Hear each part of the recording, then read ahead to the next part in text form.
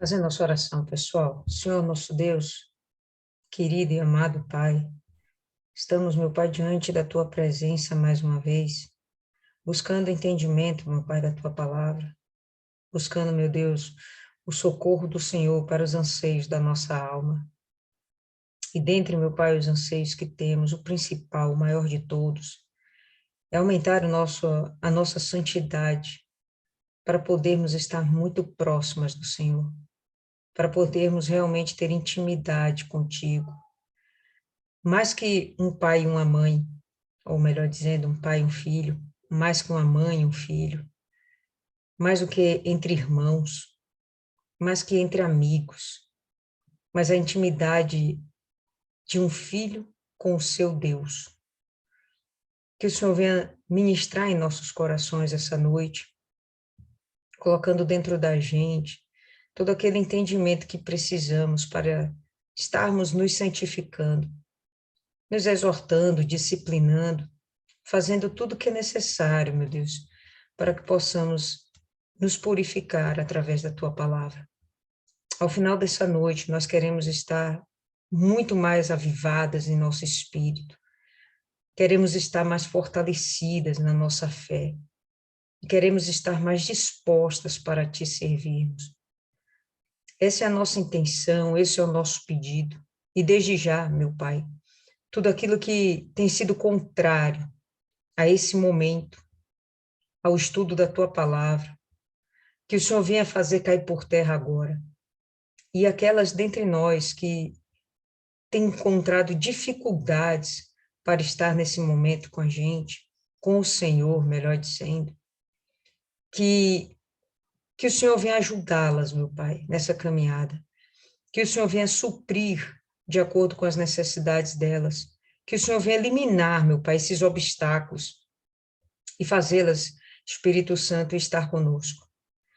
E isso, meu Pai, é o que nós te pedimos e pedimos ainda que o Senhor venha fazer com que, pela nossa fé, os nossos familiares estejam absorvendo também da tua palavra, tornando-se também mais sábios, tornando-se, meu Pai, mais santos, para que eles possam, meu Pai, também obter a salvação. Naquele grande dia, meu Pai, nós queremos estar todos reunidos com os nossos familiares nos altos céus, diante do Senhor, prostrados e adorando diante do Senhor. Em nome do Pai, do Filho e do Espírito Santo, nós entregamos as nossas vidas, a vida das nossas famílias, nas tuas santas mãos. Amém, graças a Deus. Amém, povo lindo.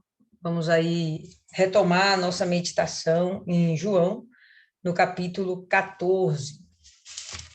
E aí a gente vai ter o seguinte. Jesus continua o seu diálogo, né, com os seus discípulos. Ele fala assim: não se turbe o vosso coração. Credes em Deus, crede também em mim. E quando ele fala isso, ele está tentando consolar, né, buscando consolar o coração dos seus discípulos. Porque antecipadamente, né, no capítulo anterior, ele já falou que por um breve tempo vai se afastar dos seus discípulos, para onde ele vai, esses discípulos não poderão ir. Ele já ventilou que, assim como ele está sendo perseguido, os discípulos também serão perseguidos e sofrerão as mesmas angústias que ele. Então, o que ele está dizendo aqui agora é, olha, apesar de tudo isso que está para acontecer, não fiquem intranquilos. Tenham dentro de vocês confiança, né? Não se turbe o vosso coração, crede em mim, crede no Pai. Tenham confiança, ainda que o caminho que lhes está sendo proposto seja algo que vocês não podem ver com seus próprios olhos, ainda assim é algo muito seguro, é confiável. O que sai de mim vem do Pai. Então, não tem por que vocês temerem a nada. ainda que o mundo se acabe, ainda assim, confiem que vocês vão estar seguros. Na casa de meu pai, há muitas mansões, ou como possa estar na sua versão, há muitas moradas. Se não fosse assim, eu vou-lo teria dito, eu vou preparar-vos um lugar. Então, aqui ele já está ampliando as expectativas, as esperanças dos discípulos. Né? Olha, para onde eu vou? Eu vou preparar lugar para vocês. Não precisa vocês terem medo. Se ele está dizendo que vai para junto de Deus, e ele já deixou claro que ele vai passar pela morte, ainda que os discípulos não tenham entendido isso plenamente, 100%. Ainda que ele tenha de passar pela morte, deixá-los sozinhos, né, para ir preparar as moradas lá no céu, eles podem estar confiantes, porque eles de fato não estarão desamparados. E ainda assim, Jesus estará a todo tempo pensando neles. Ele vai para o céu, mas o objetivo é continuar esse zelo, esse cuidado com os seus discípulos, esse cuidado com aqueles que são dele, que o próprio Pai entregou para ele, né? Então, há muitas moradas, ele não dá uma noção de números, não fala se são centenas, milhares, milhares de milhares, mas são suficientes para que toda a igreja, todo o corpo de Cristo caiba lá, e sem aperto, com folga. Aqui nessa versão, ele fala mansões, eu me lembro de Marcelo, né? Ele sempre que comenta essa passagem, ele chega e fala, né, de casinhas pequenas, de casas grandes, de palácios, de mansões, de acordo, né, com o galardão que aquela pessoa vai merecer de Deus lá no céu. Eu nem imagino que existam casas pequenininhas, né, nos céus. Para mim, isso não vai ser muito diferente, tamanho de casa, qualidade da casa. Eu acho que isso não vai ser muito diferente. Mas, de repente, a proximidade dessa casa, dessa sua mansão, desse seu palácio, né, essa proximidade, né, ao local onde fica o trono de Deus, talvez isso sim faça um diferencial, né? Uns vão estar mais próximos, talvez outros um pouco mais distantes, mas seja como for, só em estar lá no reino do céu já é 100%. Pode falar aí, Cristiane. Eu queria falar um pouquinho do versículo do capítulo 13, que aqui quando Jesus falou com Pedro, né? Tu darás a tua vida por mim, na verdade, te digo que não cantará o galo enquanto, é que na Bíblia está escrito assim, tá? Enquanto não me tiveres negado 3 vezes. Então, nesse momento, quando o Senhor Jesus falou, com certeza Pedro se entristeceu. Tipo assim, puxa, o coração dele. Imediatamente o Senhor Jesus vai lá e fala assim: não se turbe o vosso coração, não se entristeça, credes em Deus, acredita que o milagre vai acontecer, acredita que eu vou ressuscitar, acredita em mim, acredita no que eu estou falando, que isso é que é o importante. E é muito interessante que o Senhor Jesus, sabendo de tudo que ele ia passar, né? Todo o sofrimento que ele iria passar, ele naquele momento ele trazendo segurança e conforto para os discípulos, na maior tranquilidade, na maior paz. Essa é a palavra, né? Na paz, ele transmitia aquela paz para os discípulos. E é muito interessante que mesmo nos dias de hoje, tipo assim, hoje foi uma bênção, a gente sai para evangelizar, vai nos núcleos, e quando a gente está lá, a gente tem paz. A gente pode estar passando a tribulação que for, mas lá tudo é esquecido. Tudo é esquecido. Só o que prevalece é o Senhor Jesus, é Deus, é a paz de Deus. E o Senhor Jesus deixou isso, um ensinamento muito lindo aqui, quando ele passava isso para os discípulos. Verdade, fato.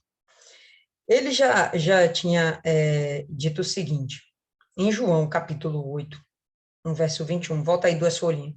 Ele diz assim, então Jesus disse-lhes novamente, eu vou pelo meu caminho, e buscar-me-eis e morrereis no vosso pecado. para onde eu vou, vós não podeis ir. Esse daqui é um parênteses que ele abriu lá atrás para falar a respeito daquelas pessoas incrédulas, onde ele chega e fala, olha, eu vou para um lugar, o lugar a gente já sabe que é para o céu, para junto do Pai. Eu vou para esse lugar, mas vocês não vão poder ir. Vocês vão me buscar, vocês vão ir atrás do Messias, né? Vocês vão perceber que perderam o ponto, mas vocês não vão poder mais me achar. Essas pessoas se tornaram incrédulas, né? Eles não vão entrar. Eu acho interessante que aqui ele não está deixando, né, um espaço para que esses discípulos não venham a possuir essa bênção, esse galardão, né? Essa promessa. Aqui em João 8, 21, ele deixa assim, né? Eu vou pelo meu caminho e buscar-me-eis, morrereis no vosso pecado. Para onde eu vou, vós não podeis ir, porque vocês vão morrer no seu pecado. Né? Os judeus disseram, será que ele vai suicidar-se? Porque ele diz, para onde eu vou, vós não podeis ir? Então, eles ficaram naquela inquietação. Mas quando a gente vai ver aqui, que né, em João 14, 2, eu quando for e vos preparar lugar, ou melhor, verso 2 ainda, né? Na casa de meu pai há muitas mansões, se não fosse assim eu teria dito, eu vou preparar-vos um lugar. Ele passa realmente essa credibilidade. No passado ele já disse, olha, vocês não vão entrar, né? Incrédulo não entra. Mas aqui ele transmite essa confiabilidade, né? Por isso ele fala, crede em mim, crede também no Pai, vocês vão entrar, né? Vocês estão sendo preparados para isso, vocês não vão fugir disso. O único que fugiu disso já não está mais aqui. Lembra que esse momento em que eles estão que ele está com os discípulos, né? Ao fim da Santa Ceia, né? Da última ceia, melhor dizendo, o Judas já saiu daqui, né? Judas foi providenciar, entregar Jesus, né? Ele vai até os fariseus para entregar Jesus. Então, nesse momento aqui, essa promessa, de fato, vai se cumprir para todos. Então, ele não abre nem espaço para dúvidas. Eu acho isso muito interessante. E quando eu for e vos preparar um lugar, eu voltarei novamente. E aí ele deixa uma condição. Eu não tenho como preparar lugar se eu não for. É necessário que isso aconteça. Eu vou. Mas vai valer a pena eu ir, porque justamente porque eu vou, vocês vão ter acesso ao reino dos céus.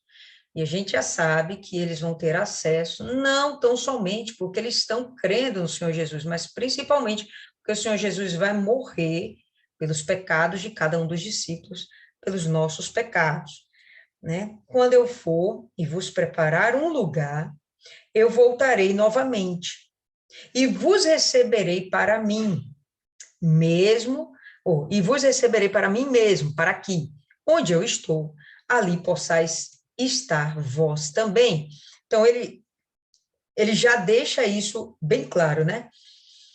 Eu vos receberei para mim, porque é algo que já está decretado, tá? Essas pessoas, de fato, foram escolhidas pelo próprio Jesus, ou melhor dizendo, pelo próprio Deus, entregues ao Senhor Jesus, segundo a disposição de seus corações, a gente já sabe disso, né? Não é uma simples seleção de Deus, é mais do que isso, é Deus perceber a inclinação daquele coração, daquela alma, para crer nele, né? Disposição para servi-lo. Então, pronto, esse daqui está selecionado, ele confia em mim, ele acredita em mim e ele vai me servir, está dentro do reino de Deus, né? Então, aonde eu estou, onde eu estou, né? Aonde, inclusive, dentro da língua portuguesa, é um advérbio que demonstra transitoriedade, né? Você vai aonde, né? É uma coisa que deixa claro que você não vai permanecer lá. Bom, aqui a Bíblia bota assim, onde estou? Onde é o local realmente onde a pessoa permanece, né? Onde você mora? É o lugar onde você permanece, é o lugar onde você está em definido, né? Em definido, em definitivo. Então, ele vai dando essa segurança através das suas palavras para os seus discípulos. E para onde eu vou, vós sabeis, e o caminho vós conheceis. Nós sabemos que ele está indo para o Pai, no céu, e o caminho é a obediência a todo o seu mandar.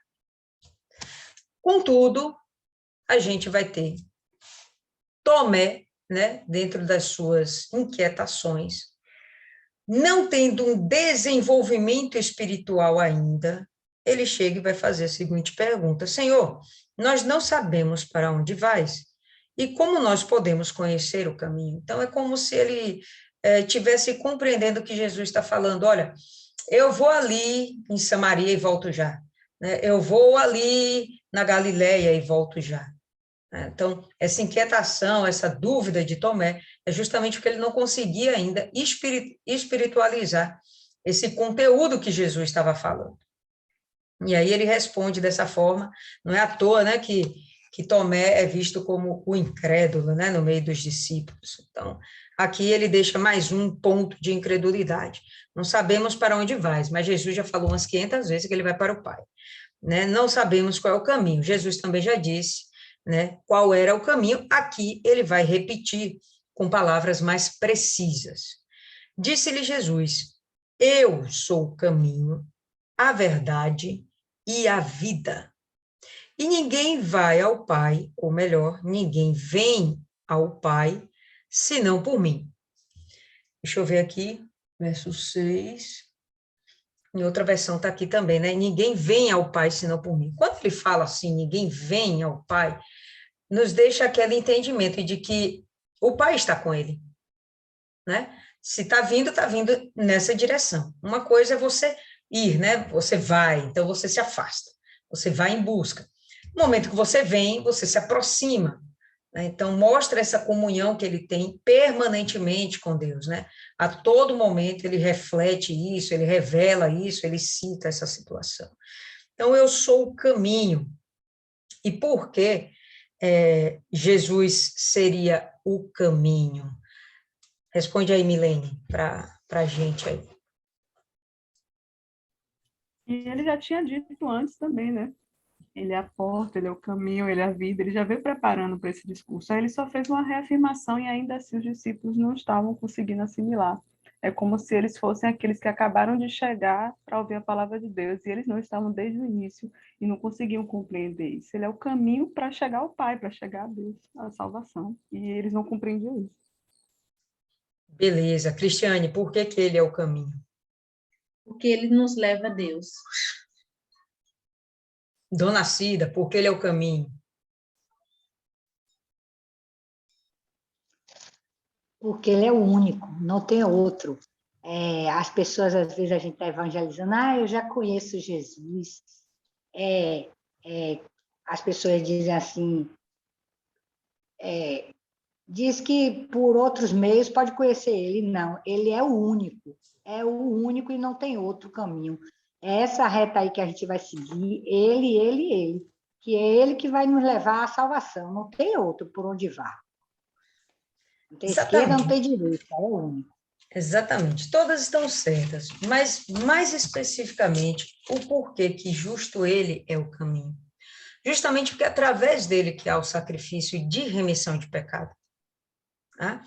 Então, ele é o caminho porque ele fala coisas legais, fala coisas bonitas, porque ele fala verdades? Não, ele é o caminho porque ele sacrificou pelos nossos pecados.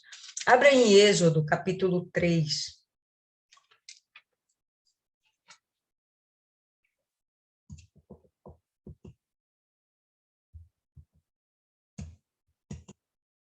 Capítulo 3, no verso 14, a gente vai ter o seguinte, né? E disse Deus a Moisés: eu sou o que sou. Disse mais: assim dirás aos filhos de Israel: eu sou, me enviou a vós. O próprio Jesus, ele já falou isso, né, em capítulos anteriores, ele já se referiu, né, dessa forma, desde lá do passado, o próprio Jesus e o seu sacrifício é projeto de Deus. Então, inevitável que ele teria de passar por isso, porque lá atrás, Jesus, ou melhor, Deus, não havia visto uma outra forma de fazer com que houvesse remissão de pecados do ser humano, né, para que ele se aproximasse de Deus. Não tem como se achegar a Deus se você for um pecador. A única forma é através do sangue do Senhor Jesus. E o eu sou, que é o próprio Deus, foi quem enviou, né, o próprio Jesus. Então, ele mesmo deu essa oportunidade para toda a humanidade, colocando isso num projeto divino. Para completar, abre em Hebreus, no capítulo 10.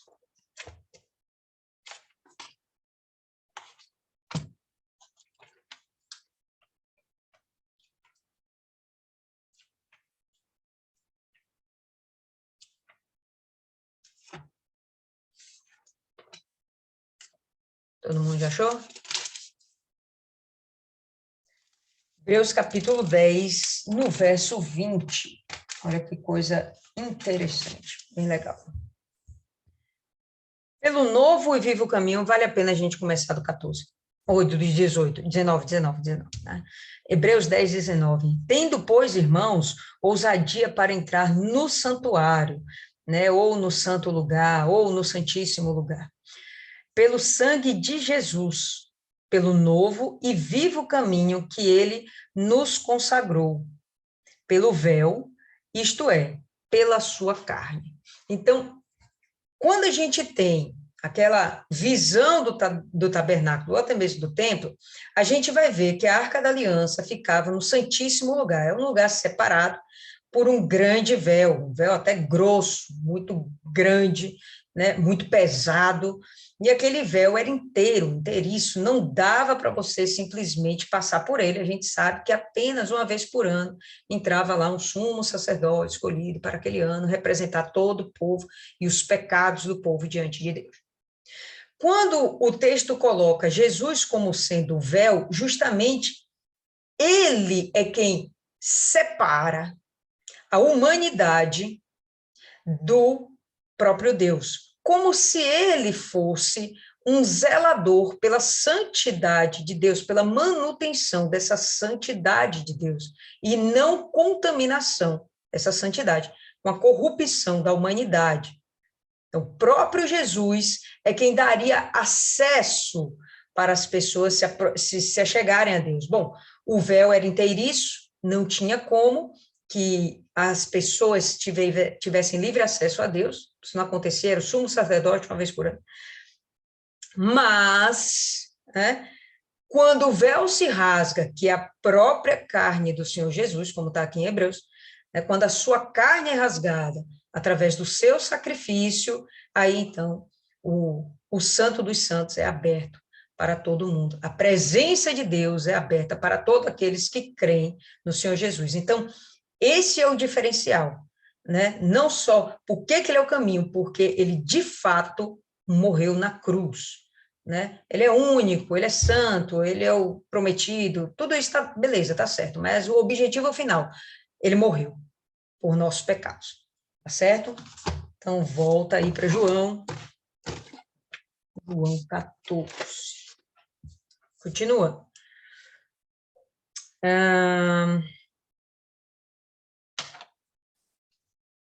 Eu sou o caminho, a verdade e a vida. Coloquei aqui umas observações que eu achei assim, bem interessante. Outra coisa, por que ele é o caminho? Né? Como eu já falei, pela doutrina, pela palavra, pelos seus ensinamentos, pelo seu exemplo. Né? Então, pela palavra que ele nos ensinou, ele vai mostrando a diretriz, olha, por aqui. Pelo seu próprio exemplo, ele mostra, olha, é por aqui. Pelo seu sacrifício, não tem jeito, é por aqui. E pelo próprio Espírito que há nele, que é o Espírito da verdade, que é o Espírito Santo. O Espírito que conduz a toda a verdade. Então, ele é o caminho, porque direciona aquilo que é verdade. Quando a gente fala de verdade, ele é a verdade, ele é tudo aquilo que combate e que vai se opor, que é contrário aos falsos deuses desse mundo, à idolatria desse mundo, ao engano desse mundo. Ele, de fato, não engana ninguém, muito pelo contrário, é a verdade. E é a vida, por quê? Porque ele venceu a morte, e diga-se de passagem, ele vai destruir a morte, ele é a própria vida. Lembra que vai chegar o momento em que o inferno e a morte serão lançados, né, no lago que arde com fogo e enxofre. Então, o próprio Jesus vai vencer e destruir a morte, né? Então, ele é a vida. Umas observações que eu achei legal para a gente pensar. E ninguém vem ao Pai senão por mim. Ele é quem aproxima as pessoas, a humanidade do Pai. Se vós me conhecesseis, também conheceríeis o meu Pai. E desde agora o conheceis, e o tendes visto. Quando ele faz essa observação, se vós me conhecesseis, não era necessariamente de simplesmente estarem vendo a pessoa do Senhor Jesus lá, mas era do fato de, se vocês tivessem estudado um pouco mais a palavra, a lei e os profetas, se vocês estivessem um pouco mais atentos àqueles ensinamentos e de toda aquela história que foi contada, vocês perceberiam que toda aquela história fala a meu respeito, aponta para mim. Então, vocês me conheceriam melhor e, vendo o que eu faço, vocês perceberiam quem eu sou. O Messias prometido, aquele que tira o pecado do mundo e que faz uma reconexão da aliança entre o homem e Deus. E desde agora o conheceis e o tendes visto. Agora vocês veem com seus próprios olhos, mas desde sempre já foi anunciado a vós, pelo menos vós, judeus, discípulos judeus.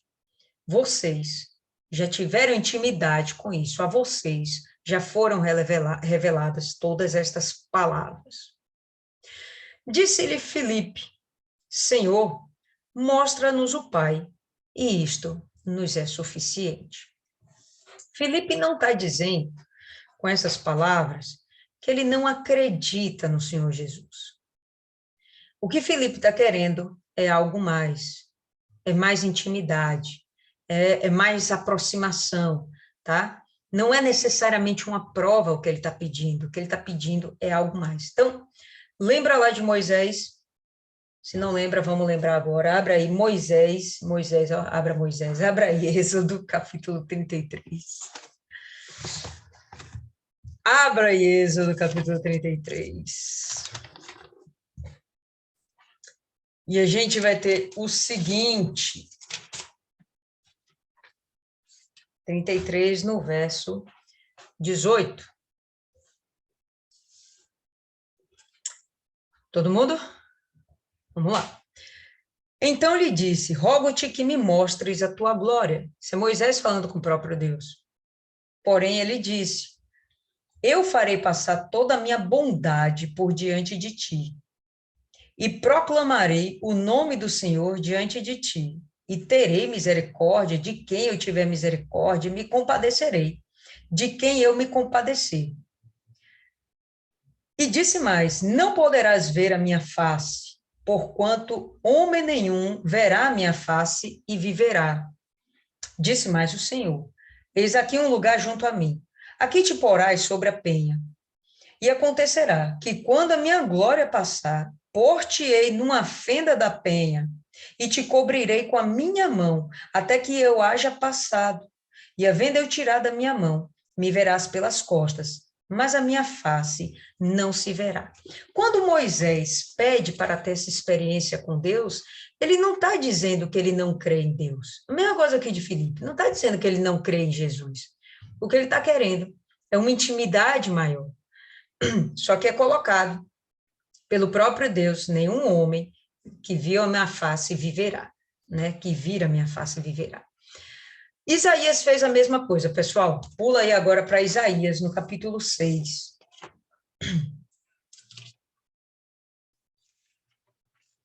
Isaías, capítulo 6. E a gente já vai ter aí de cara no verso 1. Tadinha de Maiana, está tentando entrar e não está conseguindo. Isaías 6, no verso 1.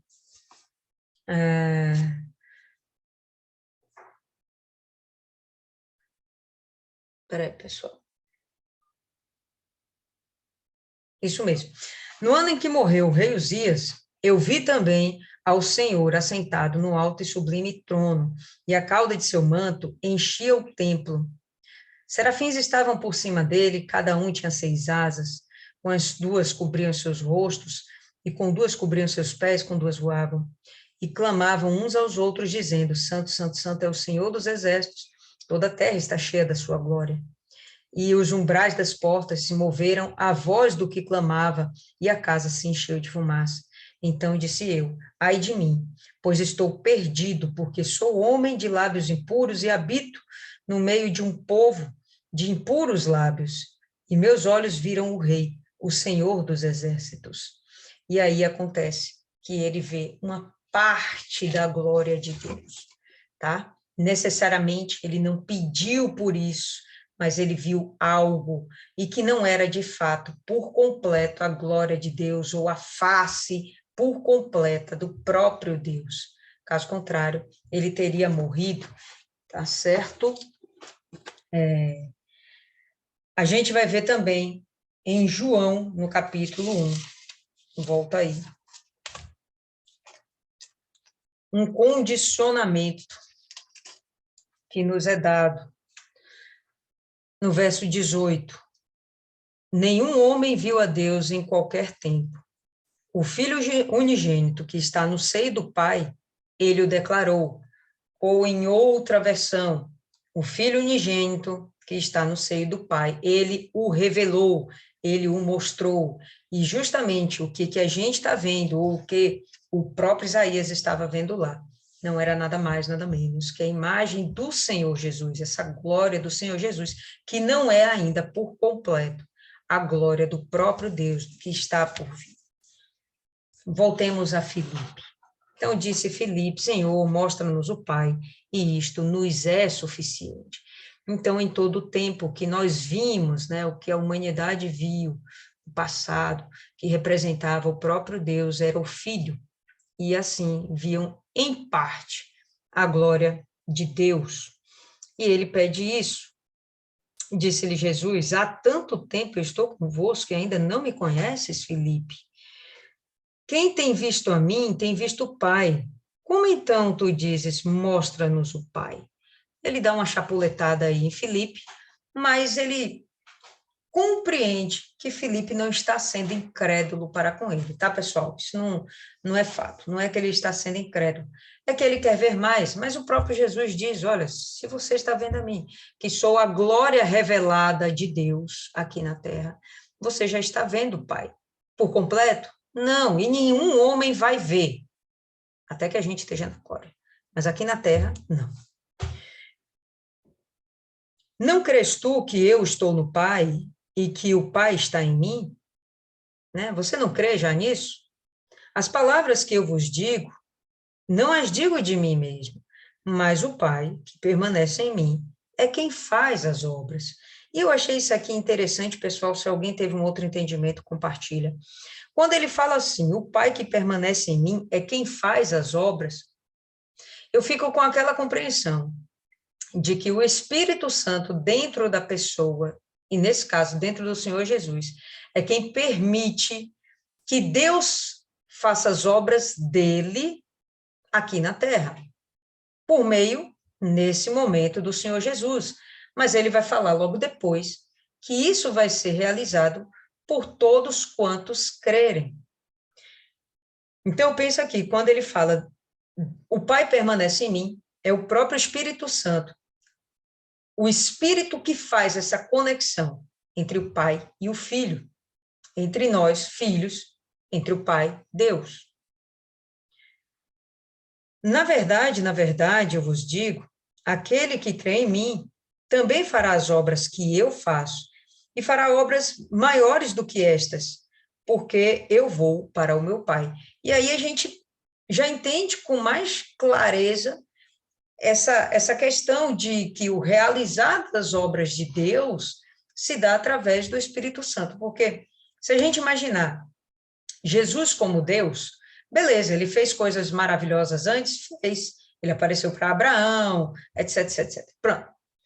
Foi o próprio Jesus e necessariamente ele não estaria ali junto com o Espírito Santo, necessariamente com o Espírito Santo dentro de si. Mas aqui, ele na forma de homem, havia essa necessidade, porque Jesus não usou da sua divindade em momento algum a respeito de si mesmo. Porém, essa divindade, esses poderes que lhe foram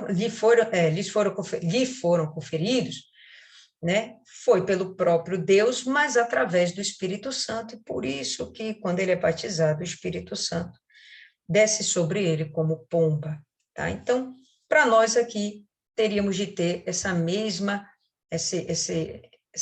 conexão para com Deus. Isso se dá através do Espírito Santo. E tudo quanto pedirdes em meu nome, eu farei, para que o Pai possa ser glorificado no Filho. Antes que a gente avance, pode falar aí, Cristiane. Sobre essa parte aí, tanto que quando Pedro, depois que eles receberam o Espírito Santo, Pedro, numa pregação só, se converteram 3.000, né, pessoas. Quer dizer, então, depois que ele recebeu o Espírito Santo, houve essa manifestação, né? E entre essas obras maiores, a gente vai ver a sombra de Pedro curando. A gente não viu Jesus fazendo isso. A sombra de Pedro curando. Lembra daquele Elimas, o feiticeiro, em Atos, que Paulo, através da sua palavra, deixa ele cego, né? Aqueles que usavam os itens de Paulo, né, os utensílios dele, o lenço, os aventais, eram curados só por ter tocado em Paulo aqueles utensílios, quando aquelas pessoas tocavam naqueles utensílios, eles eram curados. Então, de fato, eram obras maiores. A própria pregação de Pedro, como a Cristiane aí citou, foram obras maiores, foram. Mas essa não é, de fato, a maior obra, tá? Vamos dar uma olhada aí em João 15, só vira aí uma folhinha. No verso 8, a gente vai ter o seguinte, ó. Verso 8. Nisto é glorificado o meu Pai, que deis muito fruto, e assim sereis meus discípulos. Essa, sim, é a maior obra, de dar muito fruto. E a gente já entende que esse fruto não é outro que não as almas que são convertidas para Deus, aquelas pessoas que se arrependem de seus pecados através do entendimento, do conhecimento da palavra do Senhor Jesus.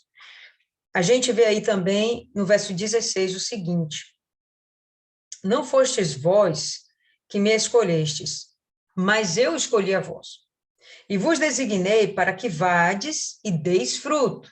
Então, agora ele fala vades, né? Vocês vão, vai, se afasta. E vocês agora vão ter que dar fruto. Vades e deis fruto, para que o vosso fruto permaneça. O fato daquela pessoa ser curada, o fato daquela pessoa ser livre, liberta, não significa que aquela pessoa vai permanecer. Porque depois ela pode ficar doente de novo e depois, se ela não se arrepender de seus pecados, não se converter, ela pode ser possessa por demônios de novo. Não necessariamente isso não é fruto que permaneça. A obra em si não é um fruto que permaneça. O fruto que permanece é a conversão das almas. Tá? Para tudo quanto pedirdes ao meu Pai, em meu nome ele vos dê. Bom, vamos voltar aí para o capítulo 14. Então, quando ele fala aqui, né, dessas obras maiores, são justamente, né, as obras que os discípulos vão fazer. Ele está se referindo aos discípulos, mas hoje nós somos também discípulos de Cristo, né? Somos cristãos, discípulos de Cristo, fazemos também tais obras. A gente liberta as pessoas, a gente cura as pessoas, mas o principal, a gente evangeliza pessoas e leva essas pessoas ao arrependimento de seus pecados e ao novo nascimento. Isso, o Espírito Santo nos usando. E ele fala aqui porque eu vou para o Pai. Mais à frente a gente vai entender por que ele vai para o Pai. para continuar cuidando da gente. Atrás a gente já viu que ele vai para fazer moradas, mas à frente a gente vai ver que ele vai permanecer intercedendo ao Pai por nós. Então, a todo momento, o Senhor Jesus ainda vai estar cuidando daqueles que Deus lhe deu. E tudo, verso 13, e tudo quando pedirdes em meu nome, eu o farei, para que o Pai possa ser glorificado no Filho. Isso aqui é uma coisa bem interessante. E a gente sempre costuma pensar, né? Que se a gente for fiel e obediente, tudo aquilo que a gente pedir, Deus o fará. Mas aqui, pessoal, eu sinceramente estou tendo uma outra compreensão, vou compartilhar com vocês. Esse tudo que pedirmos no nome do Senhor Jesus, não são, na verdade, nada mais, nada menos do que condições para a gente realizar a obra de Deus aqui na Terra. Não é necessariamente a gente pedir uma família, pedir um casamento, pedir carro, bens, viagens. Não seria isso. A gente vê aqui Jesus falando da obra, e em seguida, da pessoa estar realizando pedidos, né? Tudo quando pedis em meu nome, eu farei, para que o Pai possa ser glorificado no Filho. O que significa essa glória? A gente já viu isso antes, né? Essa exaltação que é dada a Deus. Essa exaltação só é dada a Deus quando a gente obedece, quando a gente faz a vontade dele. Aí a gente gloria, né? Faz com que o nome de Deus seja glorificado, o nome do Senhor Jesus também seja glorificado. Não é necessariamente porque a gente obteve conquistas nessa terra, mas sim porque a gente obedeceu e geramos frutos que permanecem. Eu achei isso bem interessante. Quando a gente viu lá no capítulo 15, a gente acabou de ler, Jesus também continua falando das obras. Pessoal, ele está se referindo aos discípulos, os discípulos são a igreja primitiva, o objetivo dela é fazer a obra do Senhor Jesus, dar continuidade à obra do Senhor Jesus aqui na terra. Não é necessariamente para ter crescimento, prosperidade no conceito que nós temos de coisas materiais. Esse pedir aqui é você pedir capacitação, pedir dons, né? Pedir condições para que você possa desenvolver a obra de Deus, pedir a unção, ou melhor, o dom da cura, né? Os dons são dados por Deus. Né? Os dons a gente não temos esses dons, a não ser que o próprio Deus nos... É uma coisa que ele, o Pai que nos dá. Então, você quer um dom determinado, né? O dom para libertar as pessoas, o dom para pregar, o dom para ensinar, né? Tudo isso são dons.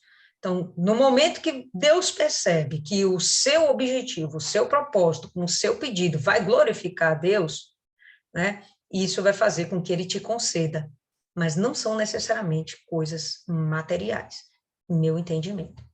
Fala aí, Cristiane. E tem uma passagem na Bíblia que fala que aquele que pede, recebe, né? Então, Sim. tudo que a gente pede com fé, orando, a gente vai receber desde que ela está alinhada com a vontade de Deus. Então, é como você falou assim, não é necessariamente ser o material, mas tudo que a gente pede, tanto como você falou, do lado espiritual, pedir o dom, pedir para a gente receber, então, está alinhada à vontade de Deus, nós vamos pedir e vamos receber. Porém, a Bíblia também diz que se a gente não pede, a gente não recebe. E, às vezes, a pessoa, ela acha que recebeu o Espírito Santo e automaticamente as coisas vão acontecer. Mas, além o buscar também é isso, né? Pedir. Como você falou, pedir o dom. O que você quer? Como é que você quer ser usado? O que você quer que Deus te usa? Então, você pede porque vai estar alinhada à vontade de Deus. E vai acontecer. Perfeito. E essa questão do pedir, né, essa busca, é um caminhar incessante. Lembra que, como a gente viu lá em Ezequiel, né, aquele capítulo 47 lá que a gente fez o propósito em cima, né? Aquele aprofundamento nas águas do Espírito Santo é uma coisa que você decide fazer. É você que vai buscando esse aprofundamento, é você que vai buscando ir mais longe, ir além, dentro da vontade de Deus, com Deus. é você que busca. Realmente ele vai te dar o start inicial, que é o Espírito Santo, né? O Espírito Santo, em princípio, não com dons, tá? O Espírito Santo com a revelação do próprio Jesus, o Espírito Santo é quem revela Jesus para a gente, ele já vai estar trabalhando na nossa vida, necessariamente isso não significa que a gente já tenha dons para curar, dons não sei o quê. Pode existir o novo nascimento, mas necessariamente não os dons para o desenvolvimento da obra. Isso você vai buscar. Quando você não busca, você fica lá na margem, você fica parado, paralisado, você não vai ser contado. A gente percebe aqui que ele tem essa necessidade de que a gente dê fruto que permaneça. Ele dá isso como um mandamento, vá.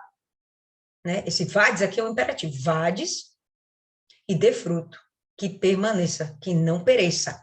Né? Dá uma olhada aí em 1 Pedro, no capítulo 2. 1 Pedro, capítulo 2, no verso 11. A gente vai ter assim: muito amados, rogo-vos, como estrangeiros e peregrinos, que vos abstenhais das concupiscências carnais que guerreiam contra a alma. Então, se afaste, se abstenha, né? Não pratique a concupiscência da sua carne, os desejos da sua carne.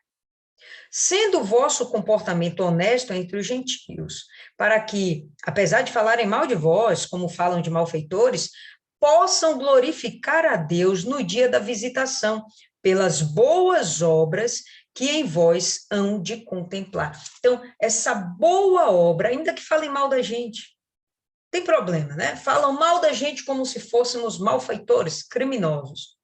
Mas ainda assim, se a gente obedece, se a gente não pratica a vontade da carne e está aqui, se fazemos as boas obras que Deus exige que façamos, obras tais que a gente não vai fazer, sem que haja dentro de nós o Espírito Santo, isso aqui não é caridade, é muito além de caridade, conta também a caridade, conta, mas vai além da caridade, são realmente as obediências que nós temos para com toda a palavra de Deus, com toda a vontade de Deus. Isso vai fazer com que o nome de Deus seja glorificado. Não eu ter posses, não eu ter grandeza material, mas sim eu ter obediência, eu dizer não para o pecado e eu me colocar sujeita à vontade de Deus, amando o meu próximo, como a mim mesma. Aí eu vou praticar as boas obras para com o meu próximo, que é uma infinidade de coisas que eu posso proceder. Então, mais uma vez, eu vou ver aqui essas obras como motivo da glória de Deus. E no momento que ele está dizendo aqui, ó, tudo que pedis em meu nome eu farei para que o Pai possa ser glorificado, se ele está falando de glória, ele está falando aqui da obediência à vontade de Deus. Fala aí, Cristiane. Lília, eu lembrei aqui da passagem lá de Salomão. Salomão, ele pegou e sacrificou 1000 holocaustos para Deus. Foi o primeiro sacrifício de Salomão, foram 1000 holocaustos.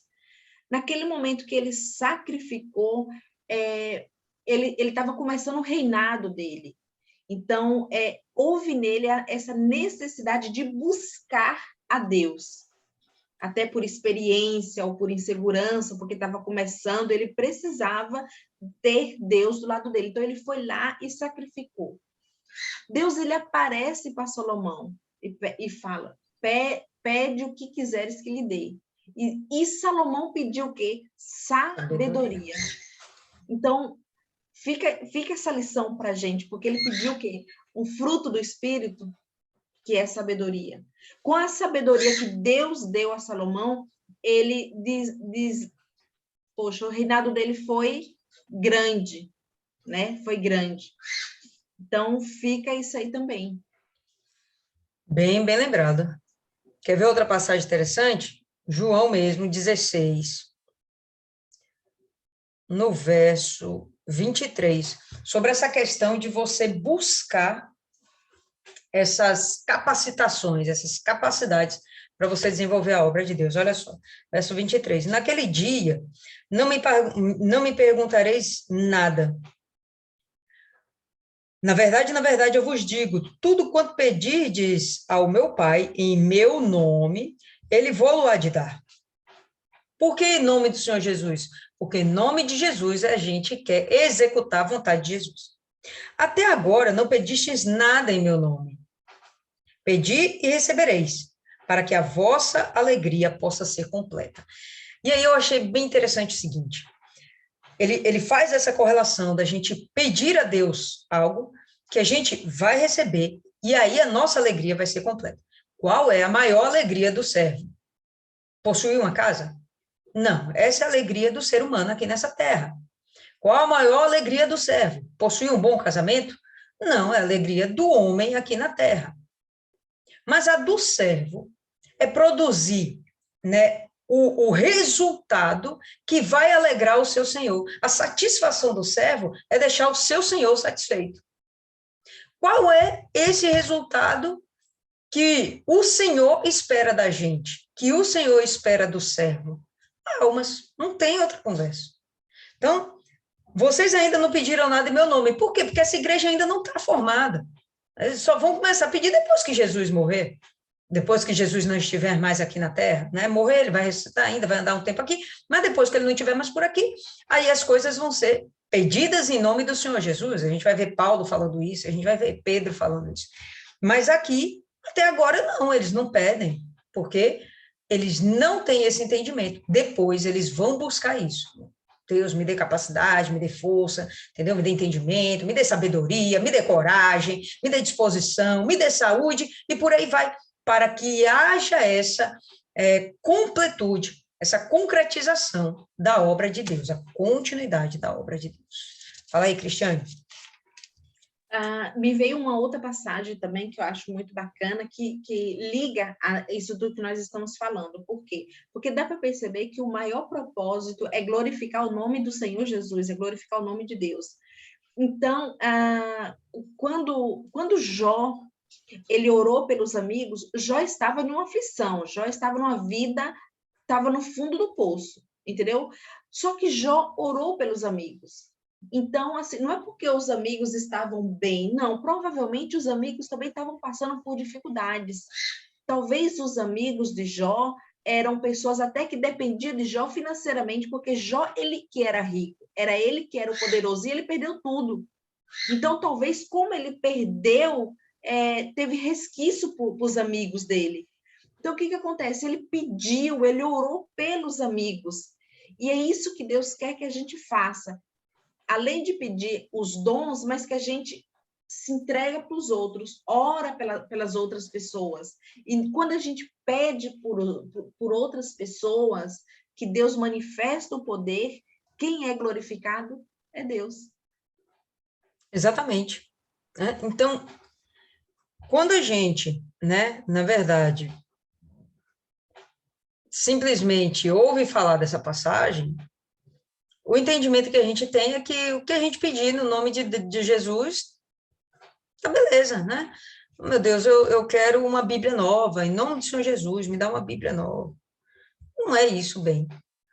É outra coisa, tá? Então, eu tinha esse entendimento, que eu poderia pedir qualquer coisa para o Senhor Jesus, tá? Que fosse, inclusive, material, e eu estaria no meu direito de receber, porque eu sou obediente.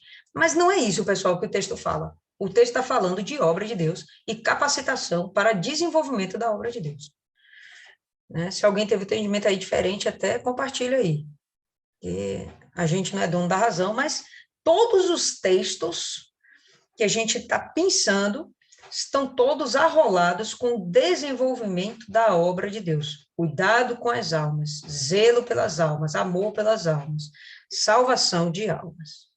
Se pedirdes, verso 14, se pedirdes alguma coisa em meu nome, eu o farei. Né? Então, o que a gente pediria ao Senhor Jesus? Para ser igual a ele. Né? Temos as mesmas capacidades dele, os mesmos poderes dele, de acordo com as nossas próprias capacidades inatas, aquilo que nasceu com a gente. Né? Então, eu tenho uma inclinação para ensinar. Muitas pessoas falam, pô, Lília, por que você não é professora da faculdade? Eu não tenho paciência.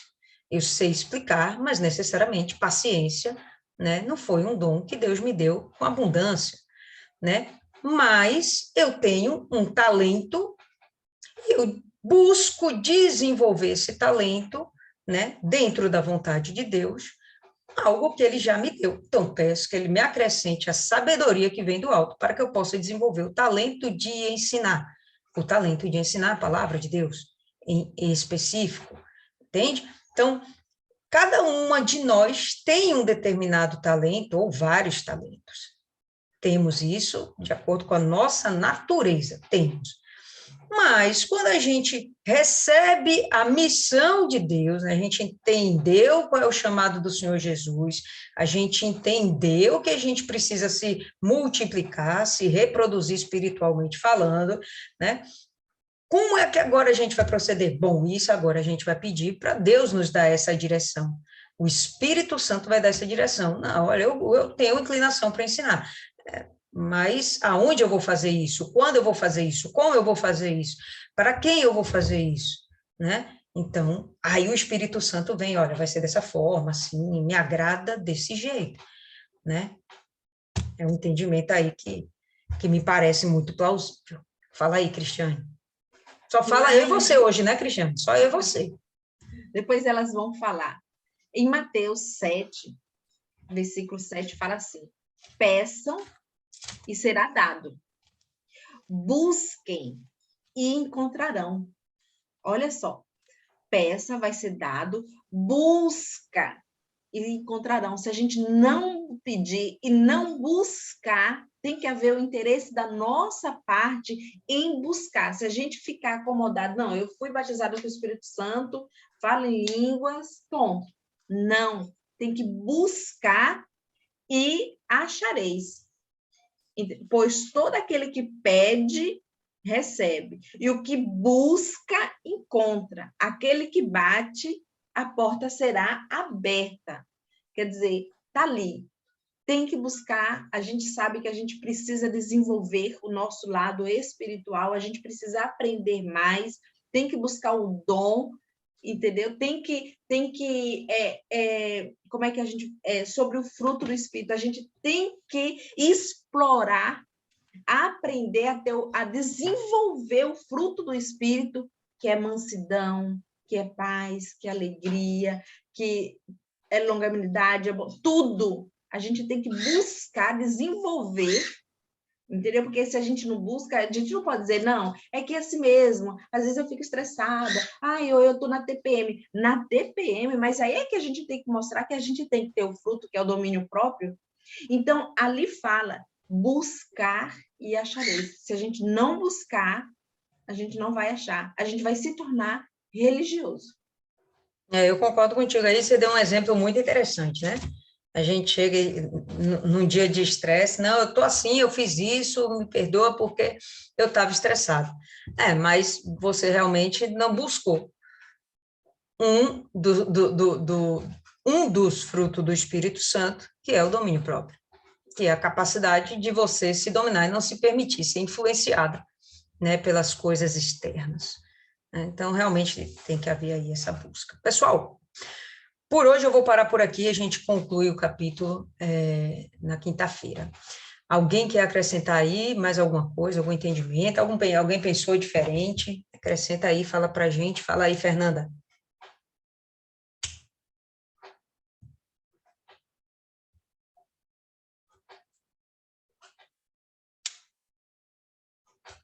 Fernanda?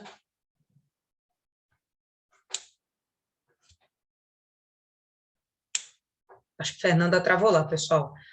Mais alguém quer acrescentar alguma coisa enquanto ela destrava lá? Fala aí, Mariana. Oi. Destravou. Vá, fale. Travou mesmo. Né, tem coisas muito diferentes, não. Na verdade, esse capítulo, ele perpassa por muitos assuntos, né? E ele é muito amplo, ele é muito abrangente. A gente passa aqui pelo cuidado do Senhor Jesus conosco, com os discípulos, na verdade, e tem a promessa da volta, né, da vinda dele, tem a relação da vinda dele com o casamento galileu, que a fala dele, ele é muito, em vários capítulos que a gente já leu e outras coisas que a gente ainda vai ler, a fala dele, a forma dele se expressar para com os discípulos, ela tem claro entendimento, como a gente viu lá naquele documentário do Antes da Ira, porque era a cultura, era a realidade, era o contexto cultural deles, e isso era muito claro para eles na maneira de se dirigir aos discípulos. Então, quando ele dizia, eu não vou me antecipar nesse aspecto, não, a primeira questão no versículo 1, que eu gosto muito, é quando ele diz que não se turbe o vosso coração, ele vem de notícias tristes, notícias que, diante dos olhos dos discípulos, são notícias ruins, né? E que abatem aqueles homens que conviveram com ele durante um período de 3 anos. Então, não teria como não se entristecer, né? Mas, ainda assim, o Senhor conforta, incentiva a fé. Há muito amor nessa fala dele, consolo e a esperança e direção, né? Ele traz, ele consola, transmitindo um amor e dá uma direção do que fazer a partir dali, né? De como dar continuidade. Já no verso 2, quando ele diz que na casa do Pai há muitas moradas, é um dos momentos em que os discípulos conseguem entender ele, porque é uma alusão à cultura galileia no que se refere ao casamento, né? Então, eles conseguem compreender aquele momento em que o noivo se ausenta, o momento em que o noivo se retira para os preparativos para o retorno, quando o noivo vem buscar a sua noiva. Então, esse segundo versículo me lembrou esse trecho, essa parte da promessa da volta, a volta do Senhor Jesus, né, para buscar a sua igreja. No terceiro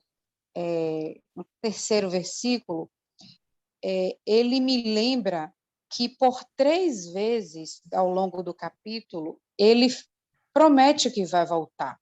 Por que ele se repete em dizer que vai voltar?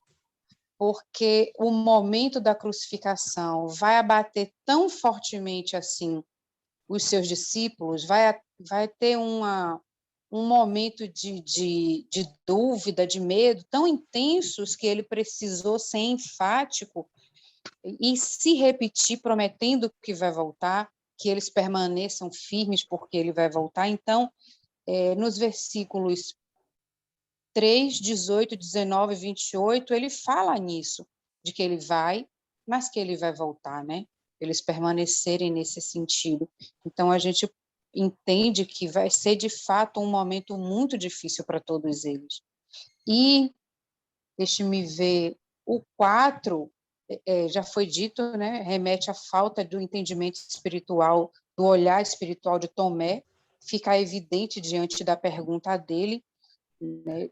Apesar de tanto tempo ter convivido com o Senhor Jesus e de ter visto tantos sinais, né? Ainda assim, fica evidente a imaturidade espiritual dele, a incredulidade dele, como foi dita nessa pergunta. Entre outras questões, vocês trouxeram a questão do pedir, né? O pedir que glorifique ao Pai. Eu entendo, na verdade, trazendo para a nossa vida, que o pedir a Deus, além de ter que estar centrado na vontade de Deus, ele tem que ser, de fato, para a glória de Deus.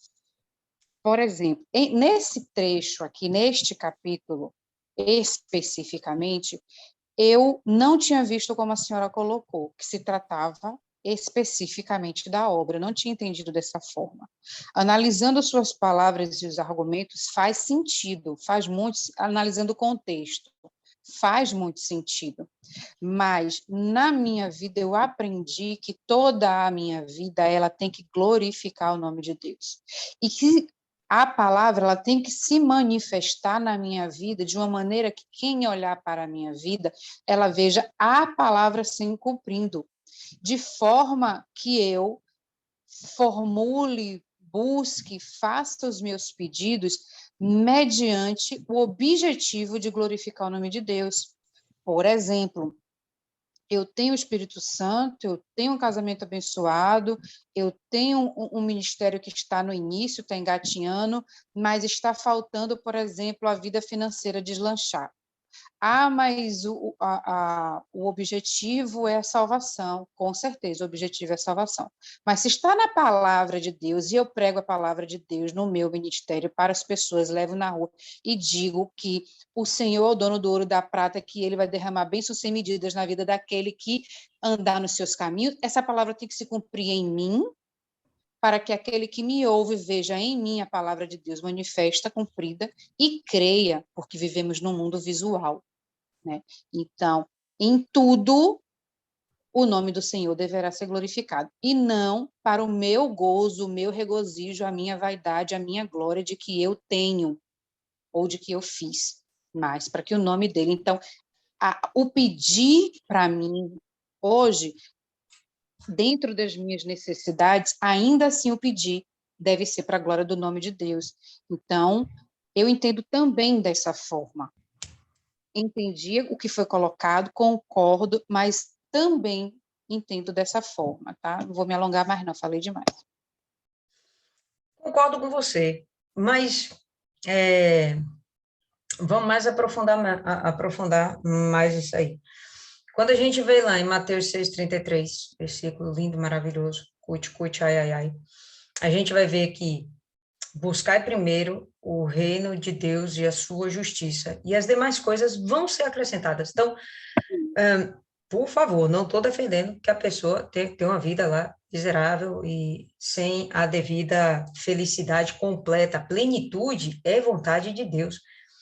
Só que esse pedir não seria pedir isso. Isso vai ser acrescentado. Por quê? Porque tem necessidade de ser acrescentado. A própria palavra diz, né, que Davi nunca viu um justo a mendigar o pão. Não tem como, não faz sentido, por mais que ele seja pobre, né, por mais que não tenha condição, ele tem que ter pelo menos suprimento, provisão. E isso Deus dá, né? Quantas vezes a gente não vê as pessoas que dizem que passando aperto, não sei o quê, vê alguém supriu a necessidade. Deus enviou alguém lá para suprir a necessidade, né?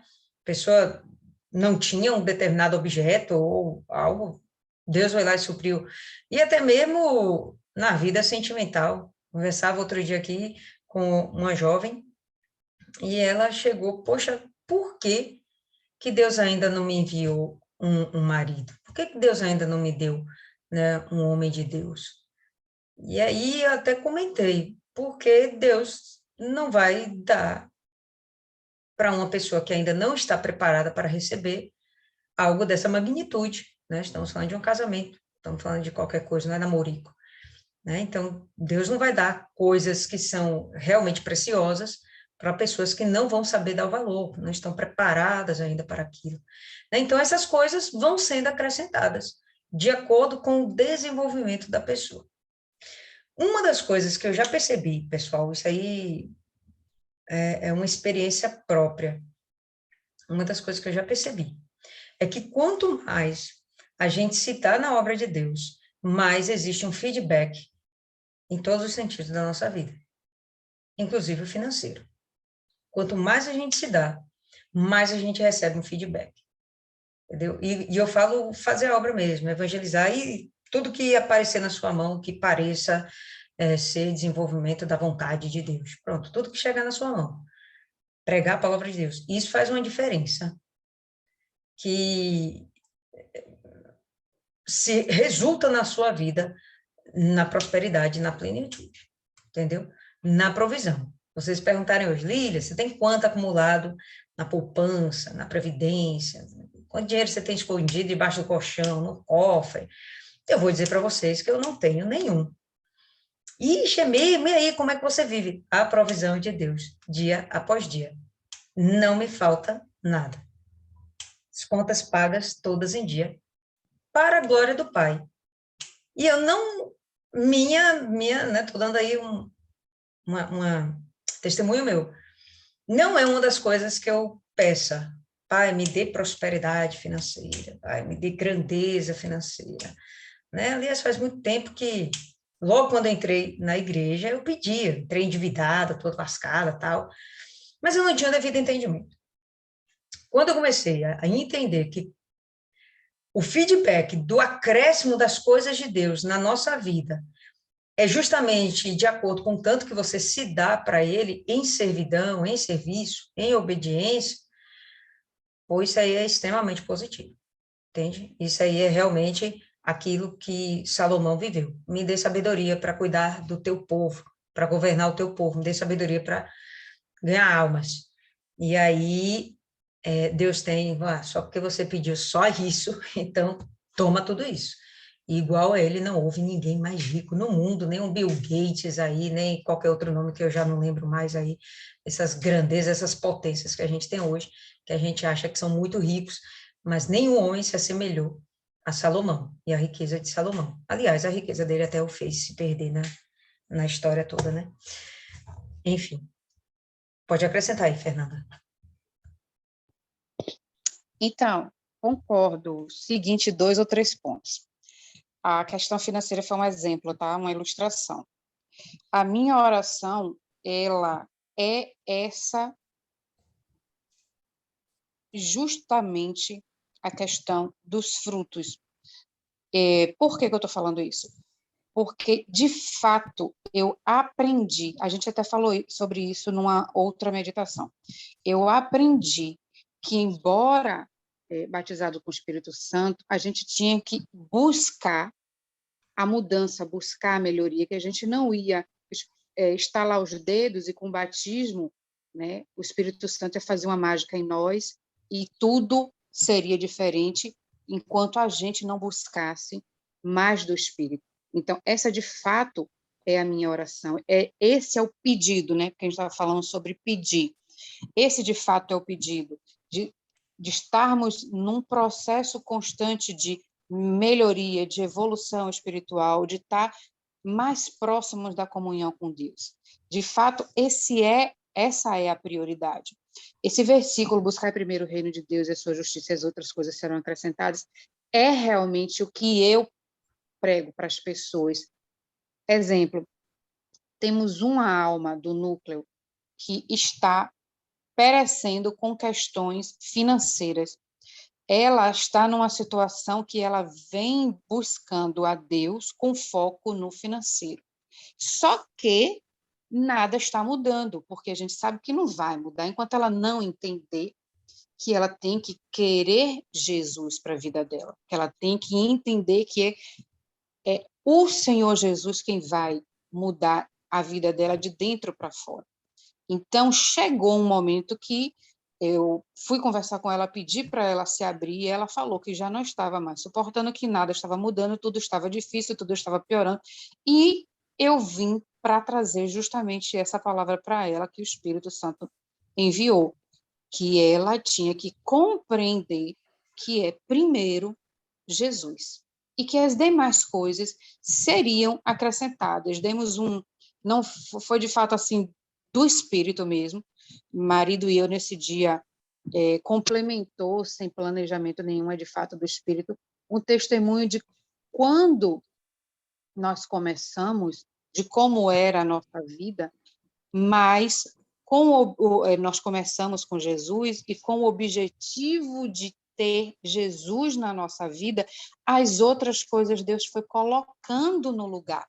Não foi um passe de mágica, não foi da noite para o dia, mas ele foi arrumando, ele foi colocando, ele foi acrescentando, como diz na palavra.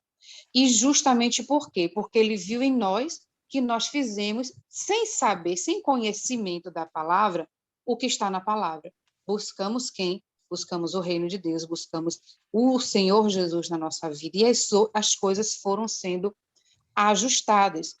Mas quando eu trago que quando a gente pede algo, seja na esfera financeira, seja na esfera sentimental, enfim, que ela seja para glorificar o nome de Deus. Nós temos necessidades. Mas ele vai acrescentar, não precisa pedir. Mas nós aprendemos também a lutar pelas coisas que a gente precisa. Não só concordo, como reafirmo que tem bênçãos que o Senhor não entrega nas nossas mãos porque não estamos preparados para ela. E se ele vê que não estamos fundamentados nele e podemos nos perder com aquela bênção, ele não vai entregar. Então, eu concordo com isso, que de fato, o nosso pedir tem que ser no sentido espiritual, tá? Mas concordo também que as demais coisas que a gente vier a pedir, que não seja por nós propriamente dito, mas para a glória do nome de Deus. Eu ia falar outra coisa, mas como eu falo muito, eu acabei esquecendo, tá? Sim, Adriana. Fala aí, Maiana.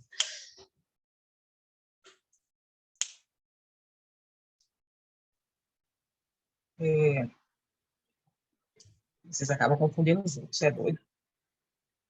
No versículo 8, quando Filipe pede para mostrar o Pai, e o Senhor Jesus dá a resposta.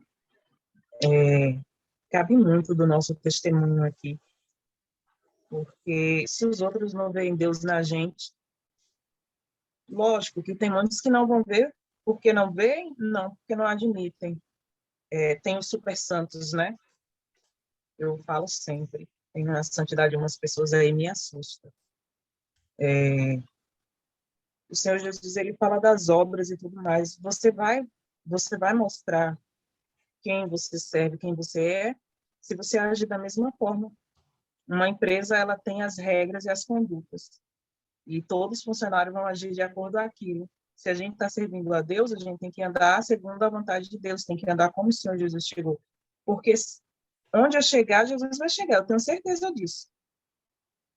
Quando eu não tinha o Espírito Santo, eu sabia que onde eu chegava, só pelo fato dele estar do meu lado, mas não dentro de mim, ele também chegava. Imagina quando tem. Mas a gente se esforça para dar o nosso melhor. O Senhor Jesus, ele deu o melhor dele para aquele povo. Só que as pessoas estavam tão se apegadas a ele que não pensou muito naquela parte de Deus, porque antes da gente ganhar a pessoa para Jesus, a gente ganha ela para nós. Só que tem que ter o cuidado de, depois de trazer essas pessoas para a gente, levar essas pessoas para Deus. Eu não quero fazer um discípulo para ser igual a mim, eu quero que seja igual a Deus. E era isso que esse povo aqui não entendia. Quando ele perguntar, mostra-nos o Pai. Como é que eu falo que sou de Deus e as pessoas não vêem Deus em mim? Ainda que não sejam todos, mas nenhuma pessoa vê nada de Deus em mim, tem alguma coisa errada.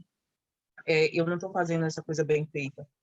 E nesse caso aqui, não que o Senhor não estava sendo de Deus, mas eu vi como um exemplo que a gente tem que tomar cuidado com o nosso testemunho, não é o que os outros falam a respeito, é o que eu sei de Deus, é o que eu busco praticar. E se estão falando muito, e é uma coisa que eu posso mudar, eu vou mudar, não para agradar os outros, mas para manter essa questão de Deus feliz, agradar a quem eu sirvo, porque se o Senhor Jesus era o próprio Deus aqui, o espelho, o reflexo de Deus. E a gente não tem esse cuidado, eu vejo muitas pessoas falarem, eu não vou mudar para agradar ninguém. Não, você não vai mudar para agradar ninguém. Mas se é uma coisa que todo mundo está falando, será que não vale a pena investir? Não vale a pena mudar? A gente é de Deus e a gente vai ser moldada de acordo com Ele. A gente vai fazer o que Ele pedir para fazer. Só que as pessoas querem colocar condições na maneira delas servirem a Deus. Fica esse negócio de pedir, não pedir. Quando eu entrei já estava, mas eu vejo dois momentos. Quando o Senhor Jesus fala, que lá em Mateus, que a senhora citou, que eram as preocupações das pessoas pelas coisas da vida, pelas coisas terrenas, e vem Tiago e acrescenta, que ele fala que se pede, recebe. Mas só que algumas pessoas pedem e não recebem porque pedem mal. Deus, ele vai suprir as nossas necessidades, o que a gente der, ele vai pedir, vai dar, só que qual a minha intenção com aquilo? Eu quero um dom para esfregar na cara do meu colega, que eu falo em línguas e ele não fala. Eu quero um dom porque eu posso colocar a mão na cabeça de uma pessoa e curar, e ele não cura. Eu, com tudo isso aqui no versículo 14, até onde eu li, que foi até o 15 também, meditei, eu percebi que eu só sou o instrumento. A caneta por si só não serve para nada. Tem que ter uma mão para escrever. O machado, se não tiver ninguém para cortar a árvore, não vai servir para nada. Então, eu só sou um instrumento de Deus, e foi o que o Senhor Jesus foi. E quando o Senhor Jesus nos fala para seguir essa linha de nos colocar à disposição, Deus vai fazer muito mais. Teve uma aula que o bispo Ari falou, que a gente tem que ser esse canal entre Deus e as pessoas. E se eu sou um canal que eu só estou retendo e eu não estou dando, eu vou ficar entupido. E vai chegar uma hora que Deus não vai me dar mais. Ou eu vou me quebrar. Então, para que eu quero o Espírito Santo? Para ser testemunha de Deus? Também. Para manter a minha salvação? Lógico. Mas também para continuar a obra que o Senhor